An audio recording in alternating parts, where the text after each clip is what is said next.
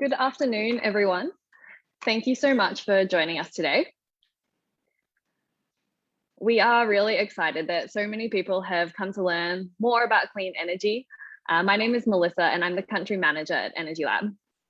So Clean Energy Week is organized by Energy Lab, an organization established to support the growth of the clean energy market in Cambodia.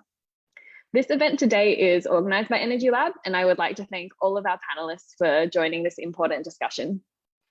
So Clean Energy Week is our annual festival, and it's all about celebrating the opportunities that clean energy can bring for Cambodia. More jobs, more investment, sustainable economic growth, lower electricity prices, and help Cambodia to be more energy independent. So this year, Clean Energy Week is an online campaign happening now, and it will actually finish tomorrow to amplify the message that clean energy is Cambodia's best choice for a stronger economy. So before the event starts, I would like to play this video, and we will also be sharing the link to this video to you.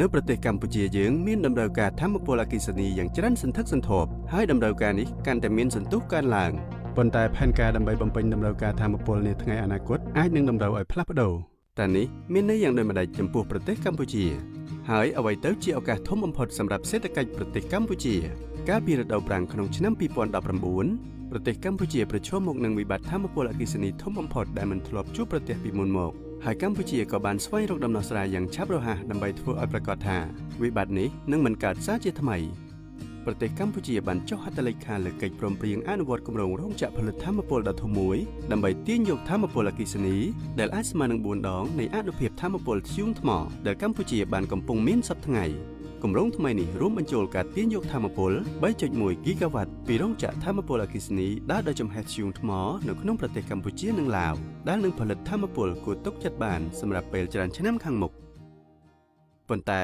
កាលពីខែមុនលោកប្រធានាធិបតីស៊ីជីនពីងបានប្រកាសទៅកាន់មហាសន្និបាតអង្គការសហប្រជាជាតិថាចិននឹងមិនកសាងថាមពលអគ្គិសនីប្រើធ្យូងថ្មនៅបរទេសឡើយដោយសារតែក្តីបារម្ភចំពោះបរិស្ថានទន្ទឹមនឹងនេះគម្រោងថាមពលអគ្គិសនីដ៏ធំបំផុតរបស់កម្ពុជាក៏ជួបនឹងហានិភ័យ 75% នៃគម្រោងផ្គត់ផ្គង់ថាមពលរបស់កម្ពុជាត្រូវបានកសាងនិងផ្គត់ផ្គង់ដោយប្រទេសចិនតើយើងនឹងផ្ដល់ថាមពលស្របនឹងកំណើននៃតម្រូវការនេះដោយរបៀបណានេះប្រហែលមិនមែនជាបញ្ហាសម្រាប់ប្រទេសកម្ពុជាឡើយប៉ុន្តែវាគឺជាឱកាសដ៏ធំទៅវិញនៅពេលដែលគម្រោងធ្យូងថ្មនេះត្រូវបានចុះហត្ថលេខាភ្លាមៗនៅក្នុងឆ្នាំ2019នោះរាជរដ្ឋាភិបាលបានធ្វើឲ្យប្រកាសថាគ្រប់គ្នាអាចប្រើប្រាស់ថាមពលអគ្គិសនីដោយគ្រប់គ្រាន់ប៉ុន្តែឥឡូវនេះគម្រោងធ្យូងថ្មទាំងនេះប្រហែលមិនអាចដំណើរការទៅមុខបានទៀតទេហើយកម្ពុជាពិតជាអាចបង្កើតជម្រើសដែលប្រសើរជាងនេះជំនួសមកវិញយើងអាចបង្កើនការទាញយកថាមពលអគ្គិសនីក្នុងប្រទេសកម្ពុជាប្រចាំខែជាជាងទាញយកជាប្រចាំឆ្នាំដោយការបង្កើតថាមពលសូឡានិងថាមពលខ្យល់នៅក្នុងប្រទេសកម្ពុជាផ្ទាល់និងថ្លឹងថ្លែងវាជាមួយនឹងអាគុយដែលដំណើរការលឿនក៏ដូចជាម៉ាស៊ីនហ្គាសក្នុងរូបភាពទូទៅយើងអាចសន្សំសំចៃថវិកាហើយយើងអាចបង្កើតវាប្រចាំតំបន់ហើយយើងក៏អាចបង្កើតការងារបន្ថែមសម្រាប់ប្រជាជនខ្មែរផងដែរមានន័យថាប្រទេសកម្ពុជាក្លាយជាប្រទេសដែលមានភាពឯករាជ្យច្រើនជាងមុនដោយមិនត្រូវការពឹងផ្អែកលើប្រទេសដទៃសម្រាប់ថាមពលដ៏ច្រើនលើសលប់នោះតែនេះអាចជាឱកាសដើម្បីឲ្យយើងគិតសារជាថ្មីអំពីអនាគតថាមពលរបស់ប្រទេសកម្ពុជាទេតែនេះអាចជាពេលវេលាដើម្បីឲ្យកម្ពុជាឆ្ពោះទៅរកការប្រើប្រាស់ថាមពលសូឡានិងថាមពលខ្យល់សម្រាប់សន្តិសុខថាមពលសេដ្ឋកិច្ចកាន់តែរឹងមាំនិងអនាគតដែលល្អប្រសើរទេដើម្បីស្វែងយល់ព័ត៌មានបន្ថែមសូមចូលទៅកាន់ Clean Energy Week 2021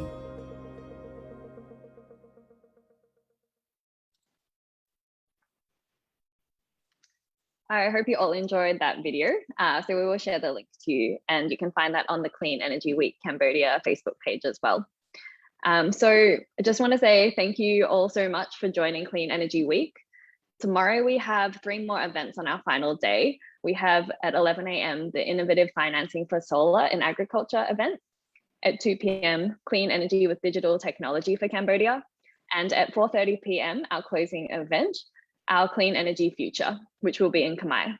So make sure to get involved and remember to visit us on Facebook, share our posts, share our videos, and get involved with the campaign.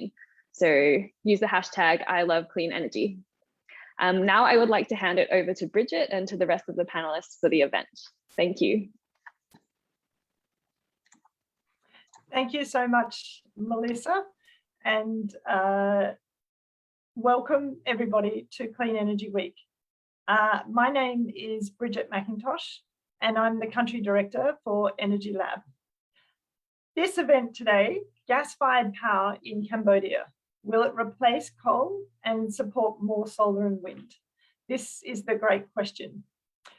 During Clean Energy Week, we have focused a lot on the benefits that clean energy can bring for Cambodia. It's essentially the why of clean energy, and it's quite clear. It lowers electricity costs, it's more secure with less dependency on imports. It is better for economic growth. It brings more investment, more jobs, and helps us grow green out of COVID. And it's also cleaner. With the floods that have been going on in Cambodia and the devastating floods globally, as well as heat and a lot of pressure in Southern Europe, driving up demand for electricity, we're really learning that climate change is a reality and that we need to take real action. So clean energy is part of that process. But generally in Cambodia, we don't focus so much about the environmental aspects, we focus on the economic aspects. And the analysis is clear that it will, by having more clean energy in Cambodia, we can lower the electricity system costs and thereby support Cambodia to become more efficient and more secure. So that is the why for clean energy. So today's event is focusing on the how. How do you integrate more solar and wind into the electricity grid? The Cambodia's electricity system at the moment is comprised of roughly half fossil fuel, coal and oil, and roughly half, or around 41%, hydropower. As you add more solar and wind into the grid, we understand that the fuel is free, but the fuel does depend on the weather. So as you integrate more variable renewable energy into the grid, there needs to be more flexibility in the power system to support the variability. So for example, while solar is variable, it's also dependable. We all know that at nighttime you will never get any electricity from solar power. So it's dependable, but it is variable. And so the system needs flexibility. So today we are talking about two aspects, technical flexibility and contractual flexibility. So technical flexibility is about plants and projects within the system and their ability to ramp up and down or start quickly. If, for example, a cloud goes over a large solar farm, then another source will need to quickly ramp up. Of course, there is forecasting technology that helps the system operator know when the power is going to come up or down, but the plants in the system also need to be able to react. So that's the technical aspect. Then there is the contractual aspect. So contractually, we want to make sure that power plants within the system are rewarded and not prevented from being flexible. So, for example, if a contract has a minimum take arrangement, that basically means that a power plant, the system operator wants to be able to run that power plant a certain minimum amount, and that adds to the cost. And so it makes, from a contractual point of view, it more difficult to respond to the technical needs of being able to ramp up and down. So what we want from contractual flexibility is for plants to be rewarded for their ability to be able to respond to the system needs when we have more variable renewable energy. Now, you didn't join the event to hear me talk about this, and I would like to welcome our three amazing energy professionals for our event today to elaborate on this further. First of all, joining us today, we have Marlin Ostman. She is the General Manager of Market Development and Strategy for Southeast Asia for Wärtsilä. Then we have Randy Christensen. She is the Economics and Financial Analyst at the IEA, the International Energy Agency. And finally, we have Dr. Stuart Thorncraft. He is the Managing Consultant at Intelligent Energy Systems, or IES. So the agenda for today, firstly, we will have a presentation from Marlin, and she will cover the technical flexibility needs of the system. Following that presentation, we will then have a presentation from Randy at IEA, and she will share about the contractual flexibility in an electricity system, particularly with higher shares of variable renewable energy.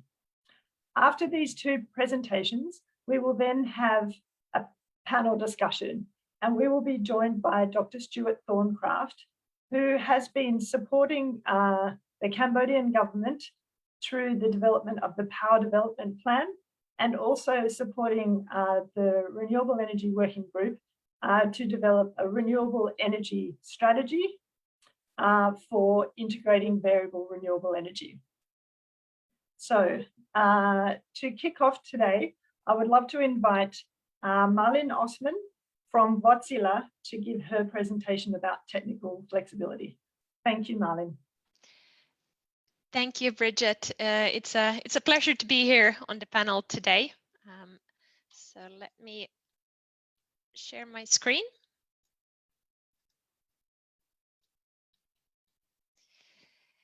Good. So yes, hello everyone. My name is Marlin Ostman, and I'm heading the market development and strategy for Middle East and Asia in Wärtsilä's energy business. I'm based in Singapore.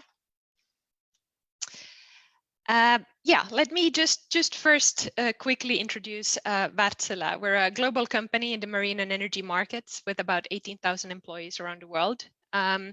Climate change and decarbonization are very big topics for both of these two industries. And on the energy side, we want to support customers and countries to achieve optimal energy transitions. Wärtsilä has delivered 74 gigawatt of flexible power capacity to over 180 countries, also over 80 energy storage and optimization systems. We provide lifecycle services, and we also do a lot of power system modeling and have done so for many countries around the world. In Cambodia, Wärtsilä has been present since 1993, and we also have a quite new 200 megawatt flexible gas ready plant that was delivered last year. But yeah, let me first start also by taking a look at how flexibility and how flexible gas can enable the energy transition. And let's take a look at what's happened recently in the world and what's happening with the energy transition. Now, I think if there's one thing we can see about the energy transition is that the changes are not slowing down. They're speeding up. And this puts a lot of pressure, of course, on everyone in the industry, and especially, also energy ministries, utilities, and planning departments to be very agile, almost precognizant, and because everything is not known for certain, but we still need to take a view as to what the future should look like. And with China's recent news, as you also saw in the video here, coal that has not yet received financing will in practice become very hard to implement, and much of that unfinanced plant capacity may not happen. I think another interesting piece of news recently was also about ADB's new scheme, which looks at retiring coal early in Southeast Asia. And at the same time, renewables are continuing to drop in cost and becoming increasingly more attractive. So how do we marry the old and the new power system, and how do we execute an energy transition that works every step of the way, and not just look at 2050 without looking at the years in between? Well, as the topic of the webinar states, gas needs to play a role. And The Economist also, I think, recently phrased this rather well.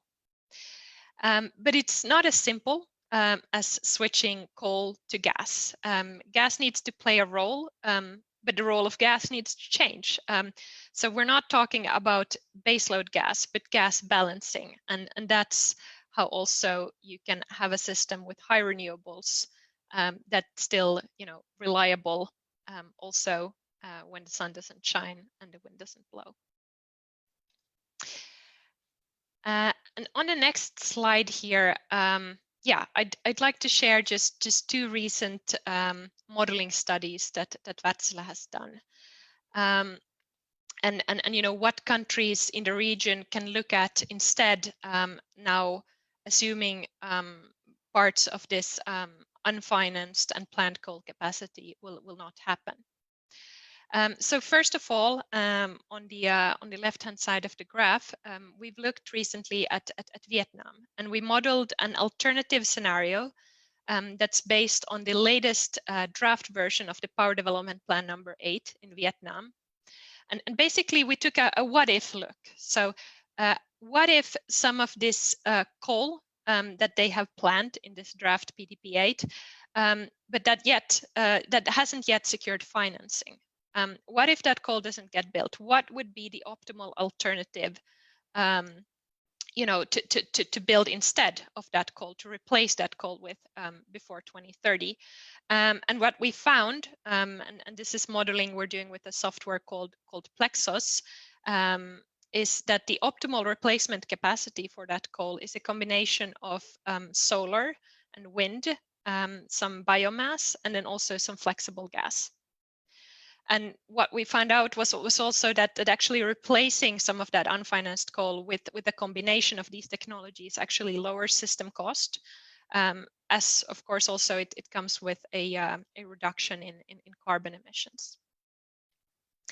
Now also looking at Cambodia. Now this is from an older modeling, and I've just zoomed in on one piece of that to show some sort of a similar analysis for Cambodia. So just looking at here again, what if some of the planned coal doesn't get built?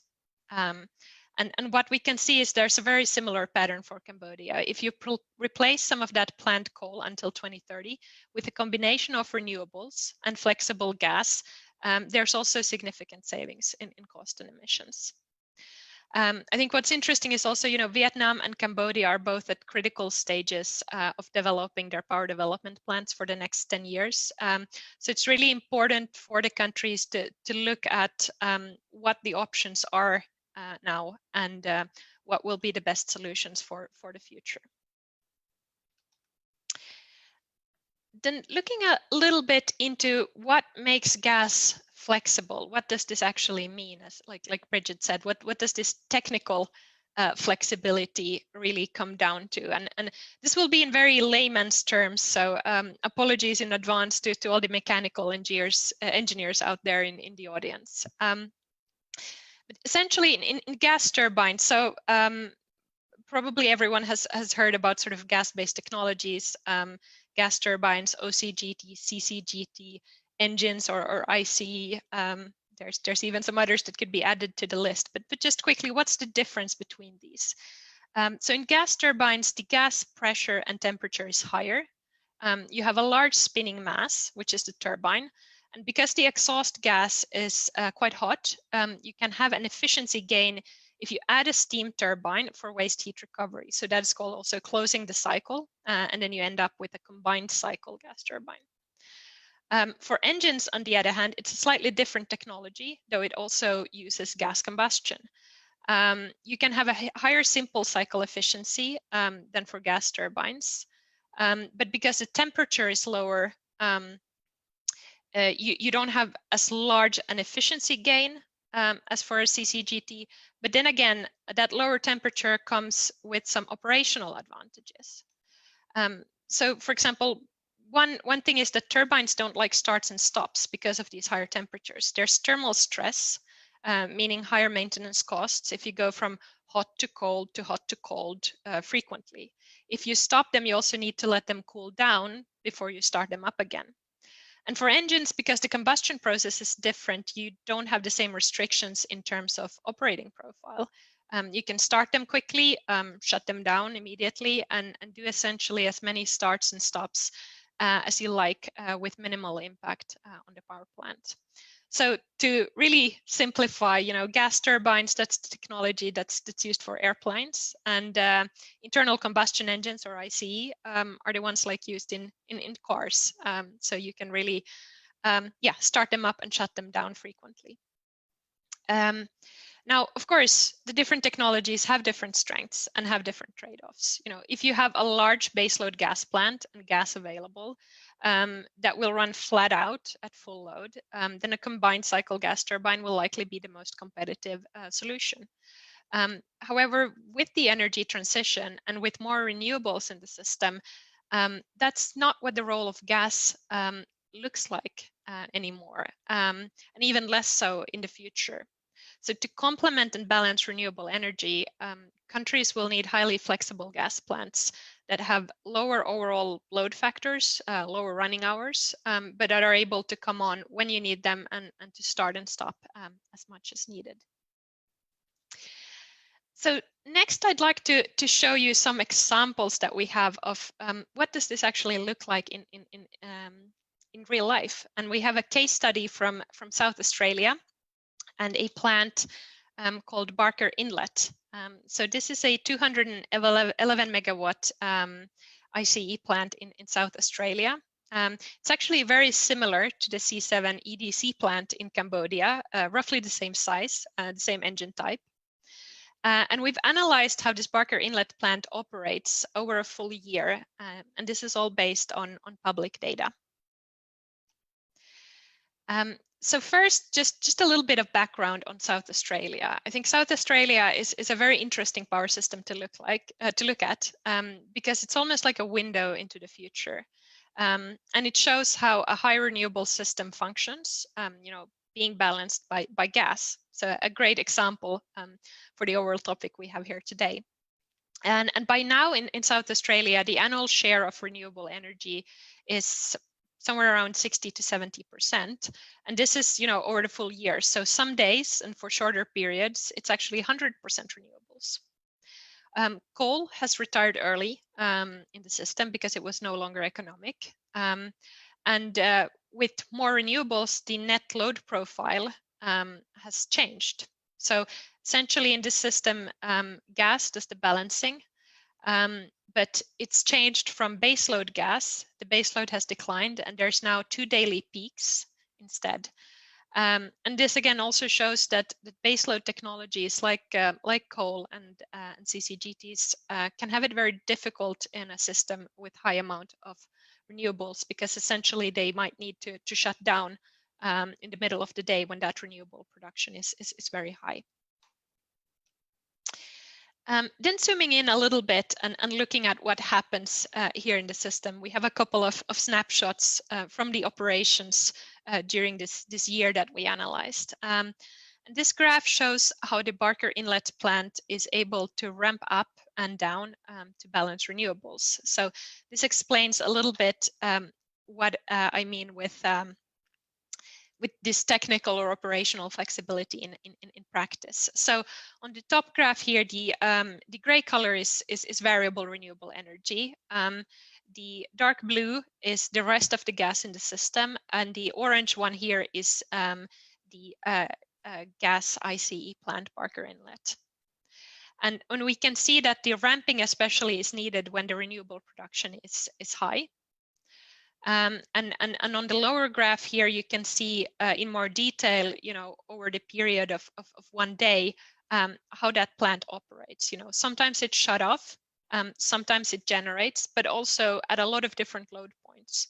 So it's really able to follow the production of the renewables, or to follow the price signals, since this is a liberalized market system with a spot price, but basically react to changes in the market and to produce what's needed all the time, even down to very low points, such as, for example, 4% plant load, which can also be very useful in some situations. Now, on the next slide, we see that even in systems with a lot of renewable energy, there's periods with low renewable production. And this plant, however, is a good option for running continuously for longer periods when needed as well. So again, similar graphs here. On the right-hand side, we can also see the range of daily renewable shares. So even if over the full year, the total renewable production might be 60 or 70%, on some days it's over 80, and on some days it might be as low as 4% or 7%, looking at utility scale renewables here in this analysis. And this creates a need for flexible thermal to also be able to run over longer periods. So we shouldn't also forget that the future may need quite a wide range of operational capabilities and characteristics from the kind of technologies we have. And then looking a little bit at starting and stopping, which also Bridget mentioned as a key factor of technical flexibility. We compared the starting and stopping statistics over that 1 year with other gas peaker plants in the system. In this case, they're open cycle gas turbines. So first on the left-hand side, we saw that Parker Inlet had more total starts and stops, also the highest average and the highest maximum per day, and more days with at least one start. So you could essentially see that more flexible technology is just being utilized more in that balancing. And we also looked at the number of really short duration, very brief starts and stops, 5 minutes long. Essentially, situations where the plant is shut off, you start it up for 5 minutes and then you shut it off again, because that's what the system need. And what we could see is, that Barker Inlet had a lot more of this type of operations than the other plants. So this was just a couple of examples of a real life case with a lot of renewables and how a highly flexible gas plant operates, in real life. But just to finish off, I'd also like to leave you with a little bit of a different concept. It could be an interesting option for Cambodia. Adding more renewables is sometimes seen as a challenge and is seen as a concern for grid reliability. I think we just saw in the case study that high shares of renewables can work very, very well. But hybrid power plants could be another way to integrate more renewables in the system also, and balancing at gas at a project level. So just a few advantages of a hybrid plant where you would combine renewables and flexible gas in the same project. You can have cheaper power compared to baseload gas, and that's due to the renewables. It's still dispatchable and reliable due to the flexible thermal. And this could be another way, to enable more renewables in the system while managing that balancing risk. So yeah, just to also leave you with that option or that idea. Thank you. That's the end of my presentation. Thank you so much, Malin. That's a brilliant presentation. And I remember back in 2019 when I learned that Wärtsilä was supporting with some modelling for Cambodian government. And at the time I thought, well, that's a bit biased, isn't it? Because Wärtsilä just sell gas engines. But I understand now that Wärtsilä is not just a company supplying gas engine technology, but essentially you're a balancing company, and you're a company to support the integration and the energy transition of clean energy into the future. So it's batteries as well as gas engines. Is that a fair summary? So Yes, no, thanks, Bridget, and you're right. Yes, so we see our role as being able to provide the flexible technologies that are enabling the energy transition, and we want to sort of also showcase and explain that value of flexibility, because we feel that sometimes that's not always properly understood, and if countries can quantify and understand the value that flexibility could bring to power systems, there's a lot of also savings and advantages to be had. So that's where the power system modeling angle comes in. Fantastic. Well, thank you so much, Marlene, for your presentation. And now I would like to turn to Randy Christensen. She is the Economics and Financial Analyst at IEA. And Randy will share with us information about contractual flexibility. Over to you. Thanks so much, Randy. Thank you very much, Bridget. I will just share my screen and then we'll get going. Just a little bit about me first. I am with the IEA, where I'm working a lot in Southeast Asia on specifically these topics, clean energy transitions. And one of the things that I've been doing a lot on is this topic that I want to share with you today, is contractual flexibility, especially in power systems with a lot of wind and solar coming in, hydro as well. So I just want to show you first, this is a slide from our newly released World Energy Outlook that shows that flexibility is really the cornerstone of VRE integration. And I want to echo Marlene here that flexibility is really, really important.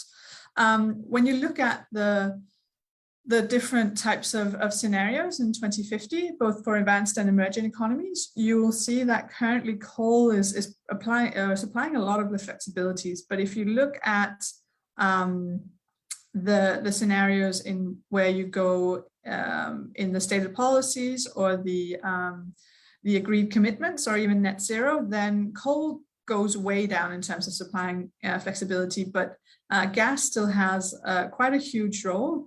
Net zero in 2050, gas has a little bit of a smaller role, but it's still there. Whereas in what we're seeing in terms of commitments to reach the Paris Agreement right now, gas still has a large role.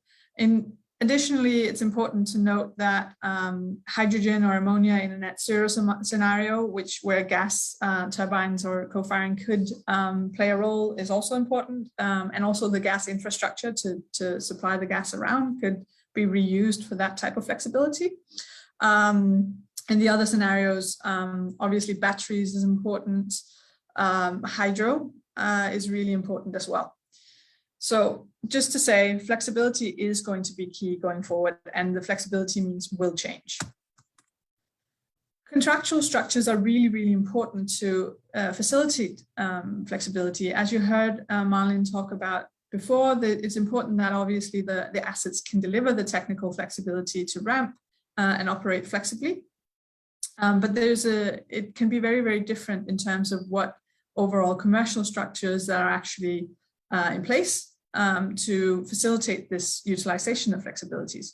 So some examples of the commercial and institutional structures that impact flexibility can be physical PPAs, long-term transfer agreements on transmission, fuel supply contracts, ownership requirements for assets in vertically integrated markets, asset development process, and market structure.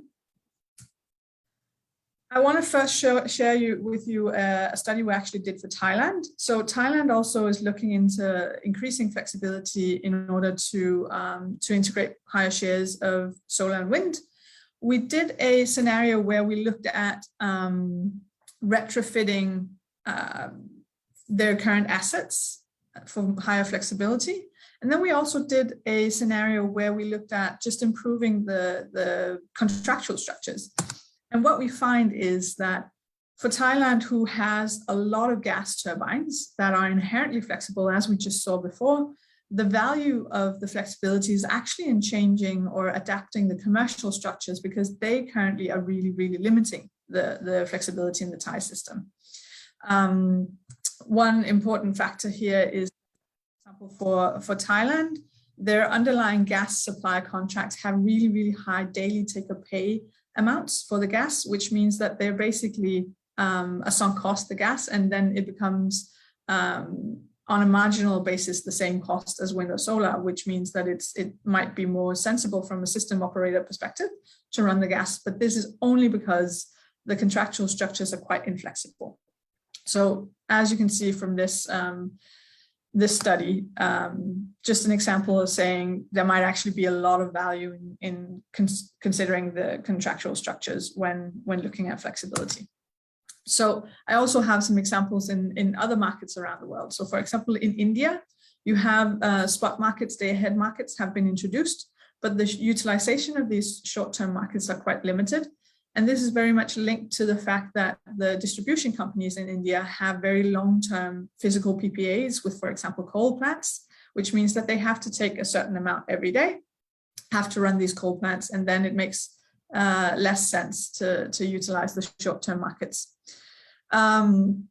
Also, cross-border transmission is often developed with long-term transmission contracts, which can also be limiting for VRE integration. For example, in Southeast Asia, you'll see Laos, and also you in Cambodia could be supplying flexibility to other countries like Thailand, Vietnam, and other countries in Southeast Asia through hydro or potentially other assets. But if the transmission between the countries is also governed by very inflexible contracts where you have to transfer the same amount every day, then the flexibility is limited.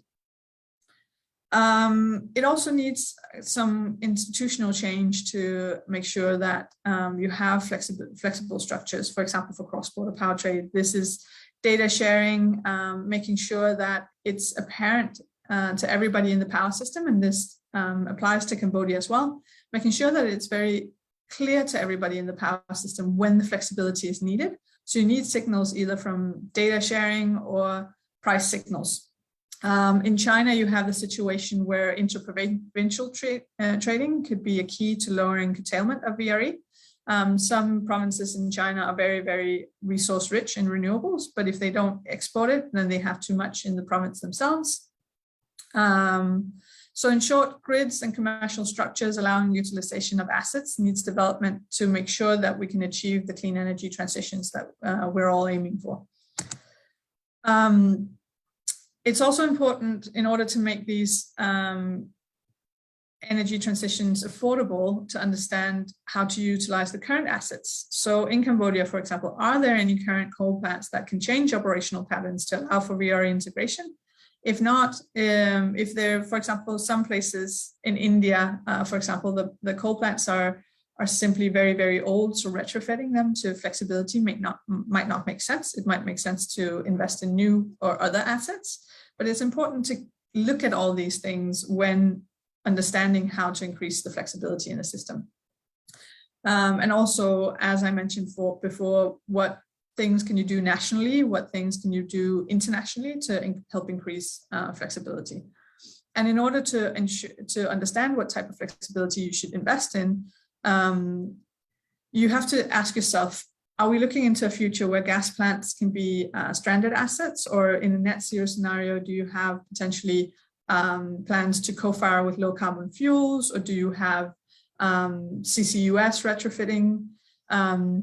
And what contractual structures are appropriate? So making sure that you don't do these baseload type contracts with new assets is really, really important, because that increases the risks of them being stranded assets. And also, do we currently in our country have any structures that needs to be changed, and in what time frame might they need to be changed? Because one of the things we did for Thailand as well was to look at when do their current contractual structures run out, because if they run out soon, then maybe you don't go in and change current contract structures. But if they don't, then maybe there needs to be a process to look at the current contract structures. It's really important to say, when looking at current contractual structures, you never want to do anything retroactively, because that will impact investor confidence and make the energy transitions more expensive in the long run. So stakeholder consultation with all stakeholders, including lenders, asset developers, asset manufacturers, is really important when looking into changing existing contractual structures. So what kinds of what kinds of contractual structures might be relevant? For thermal assets, the following aspects can be included: separating physical production guaranteed from budget flexibility. That means, for example, if you look at other places, some of the budget stability Measures in contracts can be a financial settlement so that you don't necessarily have to run the asset, but you make sure that the margin is covered. You can lower minimum take obligations. You can relate the minimum run rates to actually the technical capabilities. You can implement differentiated price, incentivizing flexibility. This is also really important in terms of incentivizing system-friendly deployment of renewables, because if there's a place where the asset is more valuable, then potentially the price should reflect that. As mentioned, implementing budget security instrument like floors on settlement, irrespective of generation, can be important, and providing financial incentives for retrofits for older plants to increase flexibility are some of the contractual aspects you can put in there. For variable renewables, it's also important to say that it's not just thermal assets we're looking at here that needs to have appropriate contractual structures. When looking at renewables, you need to make sure you have clear procedures for curtailment, also clear settlement rules for curtailment, and compensation mechanisms that, again, incentivize system-friendly deployment of the renewables. And for example, one requirement for renewables could be that the asset owners do their own forecasting and supply that to the system operator in order to get more understanding of how the production is expected to come from these assets. And then also linking some of the financial settlement to the quality of these forecasts can be really important. So in conclusion, there needs to be a holistic approach to flexibility to integrate variable renewables. To ensure affordability, the flexibility of the current assets should be investigated and utilized, including grids and generation assets. For future flexibility, a lot can be achieved with grids, hydro, and other storage solutions, and then obviously gas can also play a role, but it's really, really important to take this holistic approach and look in all your resources to look at what's the best solution for flexibility. So if thermal power like gas is needed, which is very likely, then ensuring that contracts reflect the utilization of the inherent flexibility is important to limit this lock-in effect. So the key message for me is, when investing in new assets, make sure that the contractual structures that you implement for the future are flexible and incentivize this ramping of the assets that they can do when you're talking about gas. And also make sure to have a look at your current system to weed out any inflexibility that might be very, very costly. That was it for me, and looking forward to the discussion. Thank you. Randy, thank you so much. That is an excellent presentation, and a really interesting takeout for Cambodia is that we've got to get the contracts right. Cambodia has a few more coal projects coming online and plans for gas. So particularly for those large projects, getting those contracts right so that they incentivize flexibility, because otherwise, like you said, it will increase the cost to the whole system and make it more expensive for everyone. And the intention of integrating more clean energy into the grid is because it is cheaper and it is cleaner. So if we're going to take advantage of the cheaper and cleaner, then we need to make sure that the whole system is working together to support more of that cheap, low marginal cost generation. And if you've got a contract that's adding cost, it just adds it to the marginal cost of that generation. Thank you, Randy. So now I would like to invite all of you to turn on your videos and your cameras. And I would like to start a panel discussion. If Malin and Stuart, if I could welcome you both back, please. And I would then like to start with introducing Stuart, and then I would like to ask you a few questions, Stuart. So Stuart Thorncraft is the managing consultant at Intelligent Energy Systems. IES is supporting the Cambodian government through the ADB to prepare the power development, or to do the analysis for the power development plan out to 2040. So Stuart, you've been supporting and been involved in Cambodia's electricity system. I was trying to remember when you did that first WWF 100% renewable energy analysis. That must be more than 5 years ago. Yeah. So you have a very strong understanding of the power system in Cambodia.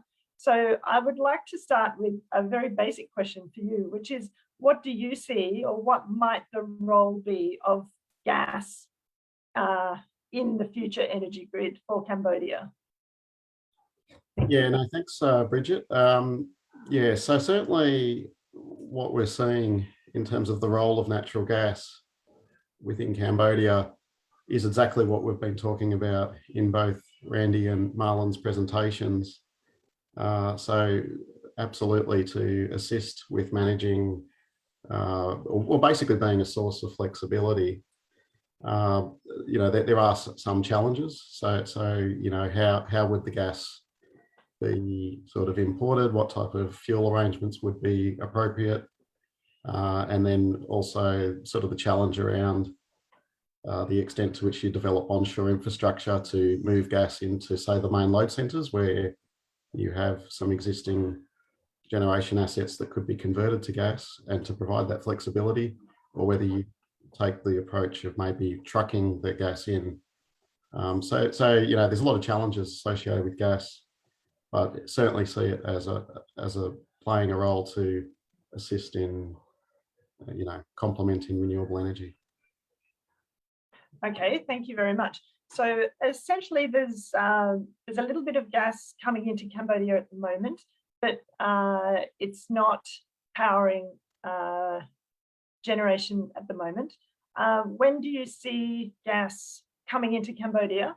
And then it sounds like it's either going to be at the receiving terminal or then trucked to Phnom Penh for smaller generation.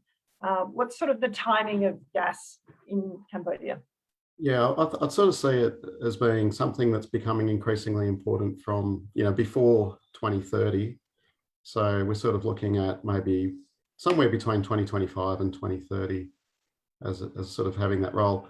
I think also important to note that in Cambodia, once the amount of solar exceeds about 600 megawatts, maybe 700 megawatts, that's when we start to see a need for having a higher level of flexibility in the power system. And so that's another trigger point. So if that comes sooner, clearly, you know, flexibility will be required sooner.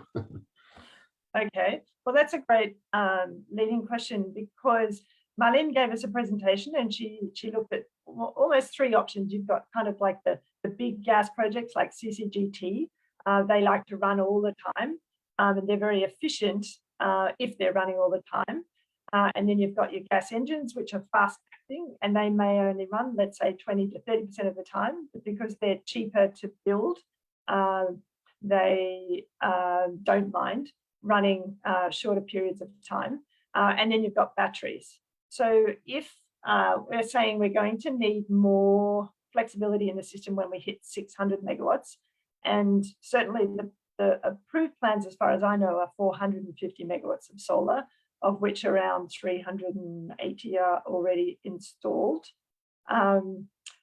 What technologies do you see, gas, batteries, coming in to start offering that flexibility for Cambodia? And that's for you, Stuart. Oh, that was for me. Yeah. Basically, a combination of those technologies will be useful, and it sort of depends a little bit on the timing. It's important to note that, you know, you've got 400 megawatts of capacity that's ready to go and play that role.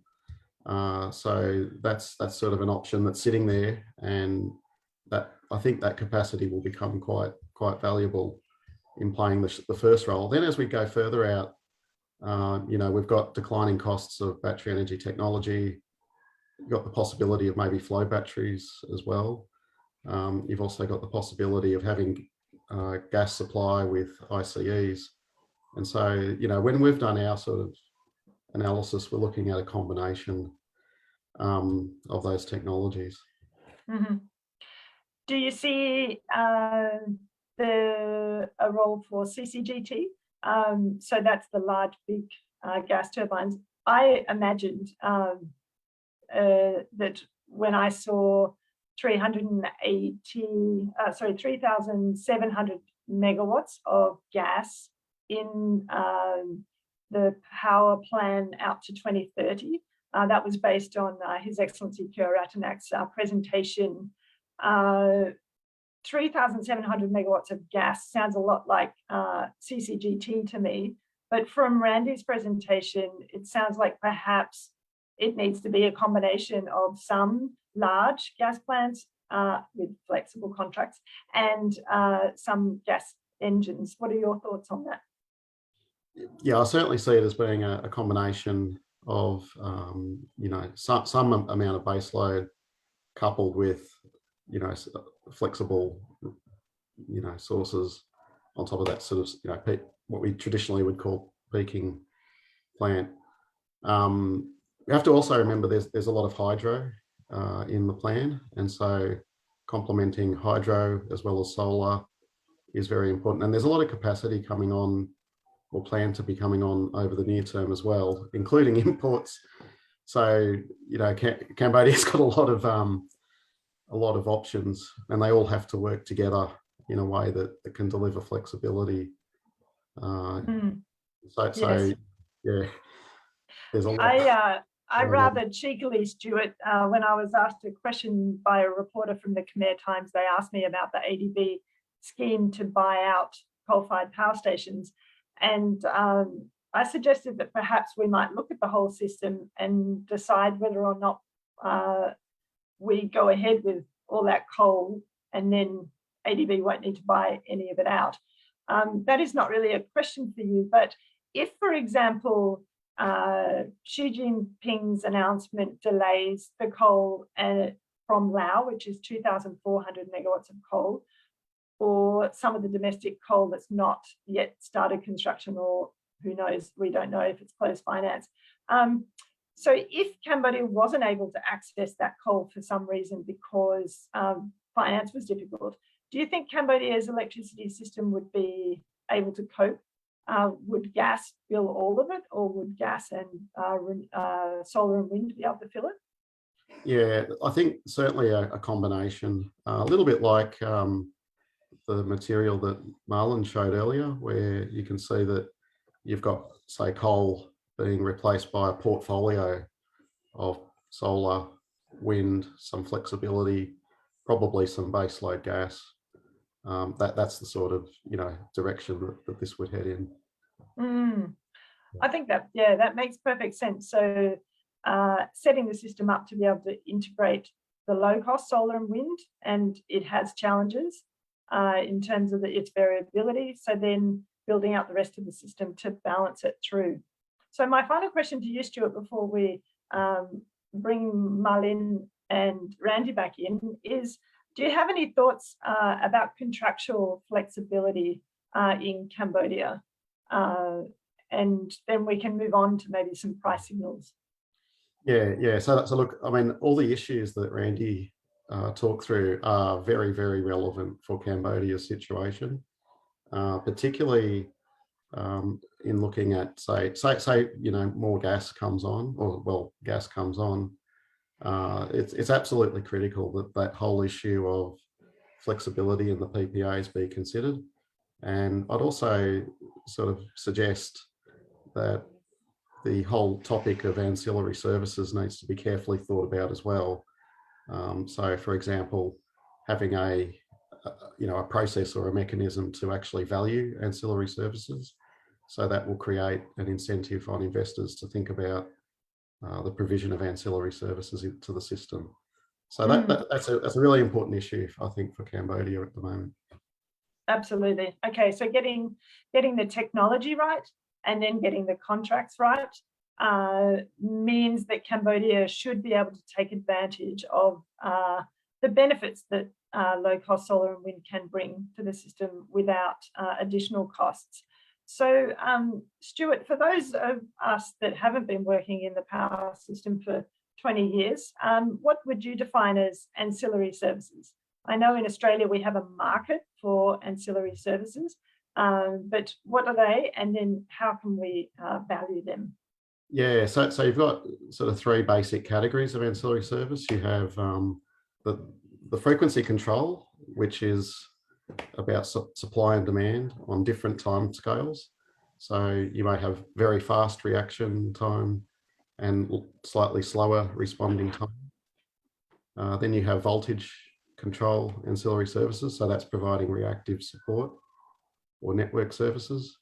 And then the other type is black start services, which is when the power system has undergone, basically restarting the power system. So all of those services are very important and can be provided by a lot of the new technologies that are coming on at the moment. Mm-hmm. Fantastic. Thank you, Stuart. Marlene or Randy, did you have any thoughts on what we've just discussed with Stuart before I ask any specific questions? Randy, would you like to jump in first, and then Marlene? Yes, I just wanted to mention that in terms of getting contractual and institutional structures right, I would very highly recommend that Cambodia already start the work now, because even if a gas might only come in a while, it's also a chicken and egg problem, in the sense that you want to have the right contractual structures and institutions already now to incentivize the right investment in the right assets. So it's not something that should wait until you need additional flexibility. It's something that should really be prepared ahead of time. No, and I absolutely echo that, and I think that comment about the market mechanisms that are needed, not just technology, is extremely important, because of course having the right mix of capacity in a system is good, but then you also to have that mix, especially if you have IPPs, you also need to be able to value the flexibility and have the incentives then to make the right investments, and that can be done under different ownership structures. But even if it's utility owned power plants, you still need to understand the value of flexibility, how to measure it and how to procure it, how to ask for the right things. And lots of liberalized markets have open markets for ancillary services, and that's one market mechanism, but you can certainly implement it also in more integrated or single buyer markets, either through service offtake contracts or just procuring for the right kind of capabilities and services. Fantastic. Marlene, you mentioned the learnings that you have taken from Barker Inlet in South Australia, and I'm pleased to hear that Cambodia has the same technology. Do you think there's an opportunity for EDC, as the owner of those plants and essentially as the grid operator, they can learn the system needs and how they can value that flexibility for future projects that might go ahead? Absolutely, and like I said, yes, it's essentially the very same plant, almost very same technology that's there in Cambodia. And yeah, I think I described South Australia a little bit as a window into the future, because that's where you can look at how a system with so much renewables functions. Now, obviously, the market structures in Australia and Cambodia are very different. But that operational reality of the different technologies could look very similar. So then it's also a case of perhaps looking at how do those technologies interact, how do they operate, and perhaps be able then to ask for similar sorts of flexibility, whether it's start and stops or other technical characteristics in terms of reacting to the variability of renewables. Thank you. Randy, did you have any thoughts on ownership and ability to contract for those ancillary services? Yes, definitely. I think what's really, really important in a market like Cambodia and in many markets in Southeast Asia is to create a level playing field for any asset to provide these services in order to make it most efficient. And that means that you create contractual structures, both with IPPs, but also internally in the vertically integrated utilities, so that they contract with themselves, so to speak, that actually shows the value of the assets that they hold.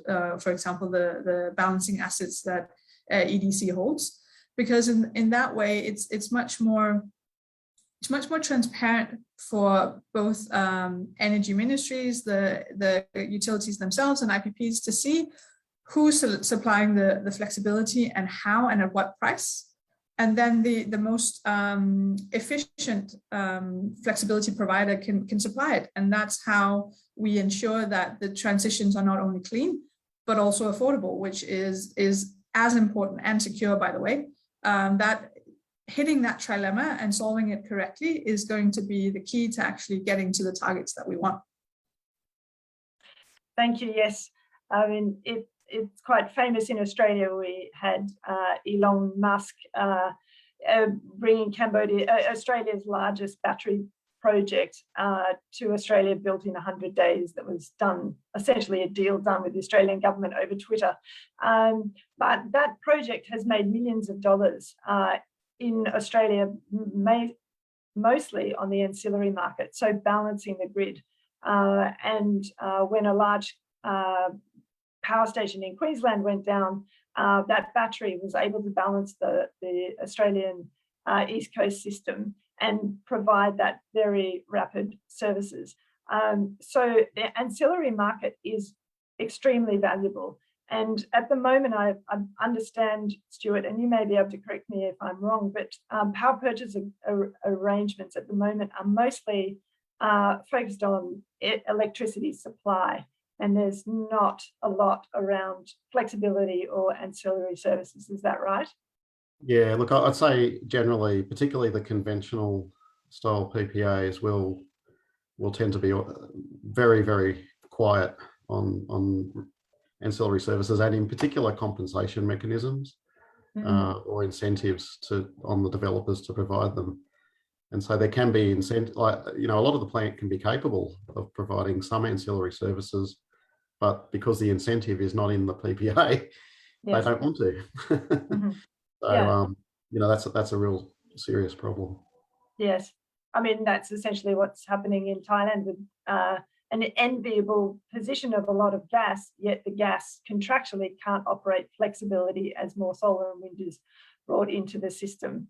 So I am seeing quite a lot of questions coming in from the audience, but I would just like to touch on one further point before we go to those questions. And this is, actually, I want to cover two more points.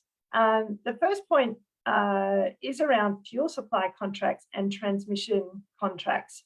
I have only really been thinking about generation power plant contracts, but a fuel supply contract is equally important, because you might have flexibility in the power plant contract, but if the fuel supply contract that is signed doesn't offer flexibility and requires a minimum take of fuel, then that would also be a problem. Stuart, I see you nodding vigorously, and perhaps Randy might also have some thoughts. Yeah, you're absolutely right. Long-term gas supply arrangements with minimum takes are clearly, an issue. Shorter-term trades, and I mean that's starting to happen internationally with LNG. Shorter-term trading is becoming more common, and I think that's the direction it will head. Yeah, a little bit challenging in this environment with countries around the world struggling to secure energy prices energy at expected prices. Randy, did you have any thoughts on fuel supply contracts? Yeah, it's something that we really spoke to EGAT about after our study in Thailand, was to take a portfolio approach to procuring your fuel supply, because there will be a certain amount of base load, let's say gas supply, that's going to be needed because renewables might not cover it all. And that's totally fine to do in these relatively inflexible contracts. But then you need to layer them with more flexible contracts like LNG, option-based products is also a way to go. The thing is, and this becomes where it's really, really critical to understand the approach, is that the flexible contracts will be more expensive than the baseload contracts, and that's just the nature of the beast. But if you have a portfolio approach to your fuel supply, you end up structuring it at the most affordable price for the gas you actually need, instead of overpaying a cheap price for a lot of gas you actually don't need. So in the end, it actually does become more affordable, but you cannot look at the price of the individual contract, because then you're comparing apples and oranges and not looking at the overall system cost, which is actually what is really important. And I guess that's similar in a way to going for large gas turbines versus ICE gas engines, that on a per kilowatt hour basis, if a large gas turbine is operating at full pelt, it'll be the most cost effective cent per kilowatt hour generation, but you may not need it all the time, because in fact solar or wind is offering it at a much lower price than that, versus a gas engine, which may be slightly higher cents per kilowatt hour, but it will be used far less. And so it is a whole system point of view to look at, rather than just individual projects or individual fuel supply contracts. Thank you, Randy. That's really useful. So then my last question, before I jump to some of the audience questions, is around cross-border trade. Now, I learned today from Randy, actually, that during Singapore International Energy Week, that Singapore has made an announcement about purchasing green electricity. Randy, since you told me about it, how about you share with the audience and what the implications might be for Cambodia? And then I might ask you to then touch on how cross-border trade supports the integration of more variable renewable energy into the system. Yes, thank you very much. So the announcement at Singapore International Energy Week was that Singapore is going to, in 2035, import up to 30% of renewable power. And it really goes hand in hand with the 23% renewables target that is in ASEAN. So when you look at Singapore, for example, they have very little land mass and therefore can't be deploying a lot of renewables on land.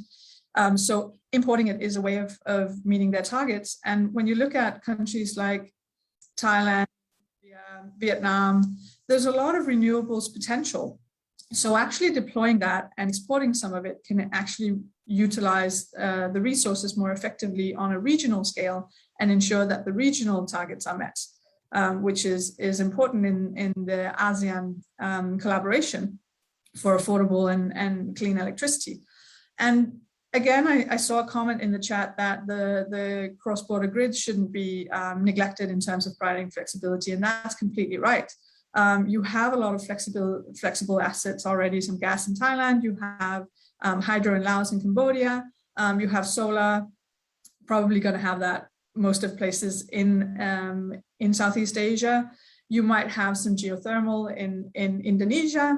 And when the ASEAN power grid is developed, making sure that you utilize these resources and renewables across the region is really important, because increasing balancing areas also smoothens out fluctuations in terms of demand or when the solar production is there.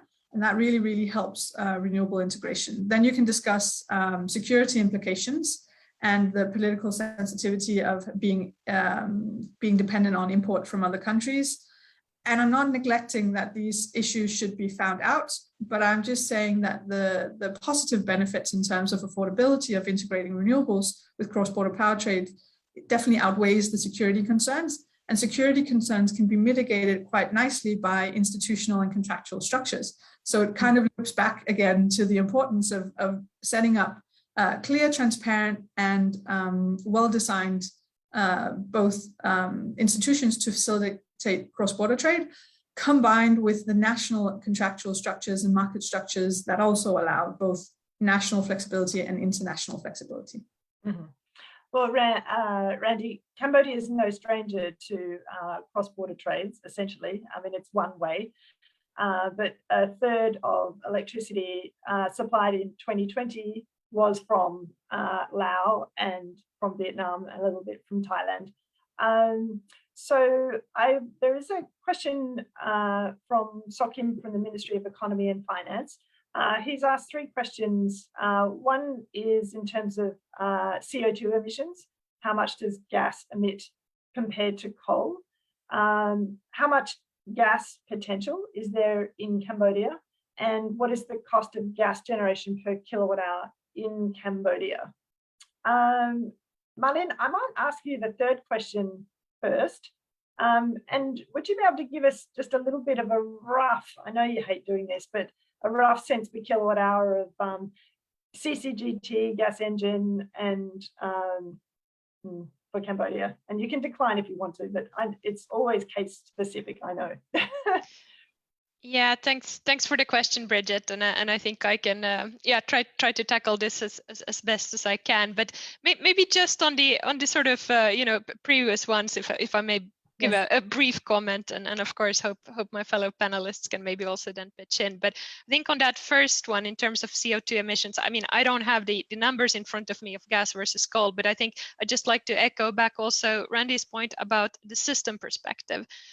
So again, it's not about necessarily replacing baseload coal with baseload gas. And I think the big advantage is, you replace it in a way with baseload renewables. And then when that gas being used to balance, you use so much less of it anyway. And that's where the really big emissions impact actually comes from. Though, of course, gas as a fuel also has some lower CO2 than inherently in coal. On that 3rd question, cost of gas generation in Cambodia, it's a little bit hard to put a number on it, because obviously there's a lot of factors that play in also in terms of that dedicated fuel supply, if it's gas, and what the end cost of that ends up being. But I can give a few comments. So of course, on a sort of standalone basis, if you look at just a gas plant and a coal plant, then yes, gas would be higher cost than coal, which I think is about sort of 7 cents. But again, I'd like to refer to that system perspective, and that's the kind of logic you need to apply.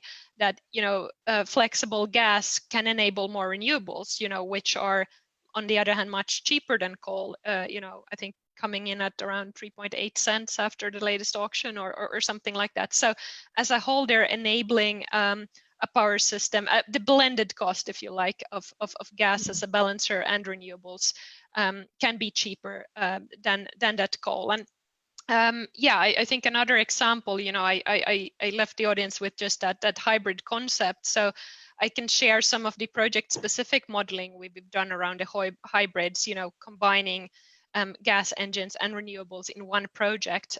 We've noticed that at a project level, again, that blended cost, that combination can be cheaper than coal. So hopefully, I'm not sort of wanting to put exact sort of numbers on it because of the factors involved. I hope this does address the question to some extent. And I might also add, we'd be very happy to sort of engage also offline and discuss this further. So very happy to do that. Wonderful. Thank you so much, Marlene. Maybe Stuart, as we're coming to time, maybe if you wanted to pick up on an aspect of that question, and then if you have any concluding thoughts you'd like to leave us with as we consider how to support Cambodia to take up more of the cheap solar and wind and create a system that benefits from that and build around it, as Marlene mentioned. Yeah, no, look, I think that's certainly a key concept is exactly what Marlene was just saying in terms of you have a portfolio. To do the like-for-like cost comparison, you have to have a portfolio, and in Cambodia's case, one of the key challenges is determining what that portfolio looks like. And then I think the other issue really is that as we look at going beyond the current commitments or committed generation for solar, that's going to become a key point for Cambodia's system in terms of it needing flexibility. And so that's where a lot of these issues around making sure that there's a framework in place to value flexibility becomes really, really important. So that's probably my key sort of comment at this point. Fantastic, Stuart. That probably leads on nicely for Randy to give some concluding remarks. I'm sure you're happy I just to hear want that, Randy. to bring one final point that I don't think we've mentioned enough is that one thing that we find in terms of integrating a system approach with a cleaner energy system is that you mentioned in the start, Bridget, that you tend to look at the economic development of the country. But what we're seeing as well is that companies are being increasingly aware of the energy mix in countries. So that means that if you have a heavy coal-dominated power systems, you might actually in the future lose out on foreign direct investment in manufacturing sectors and so on. So green economy is and clean energy is actually economic development. So making sure you have a system that facilitates that and facilitates a portfolio approach to your clean energy transitions is really important. That's so true, Randy, and I'm really glad you brought up that point because large manufacturing companies like H&M, Gap, Nike, Specialized Bicycles, they actually wrote to the government last year about this issue because the current plans, as they're kind of stated in the 2030 Power Development Plan as presented by Kirashnak, show that Cambodia will go from currently around sort of 41% renewable energy down to 24% renewable energy, 25% renewable energy by 2030. And that really worried those companies like H&M that have 100% renewable energy targets and climate targets. And it does make it harder to justify staying in the country. Cambodia, on the other hand, has an enviable position. 41% renewable energy is very high compared to other countries. So increasing that up to, let's say, over 50%, up to 60%, can actually attract more foreign direct investment, which is really what you were just saying then. So Randy, Marlon and Stuart, thank you so much. I wish we could have another 2 hours. But Randy, I understand from IEA, as Cambodia takes on the ASEAN presidency, that the IEA will support the Cambodian government as part of that process. So perhaps there might be some opportunities to work towards supporting this critical point that we've talked about today, which is flexibility. So we've learned that gas isn't the only thing that provides flexibility, and it's about a system-wide approach of all generations, both in terms of cost as well as emissions, that will support a cleaner and better economy for Cambodia. So before we conclude, I'd love to invite you all to turn on your screens and we'll have a group photo, if that's all right, please. Thank you, Chumbeng.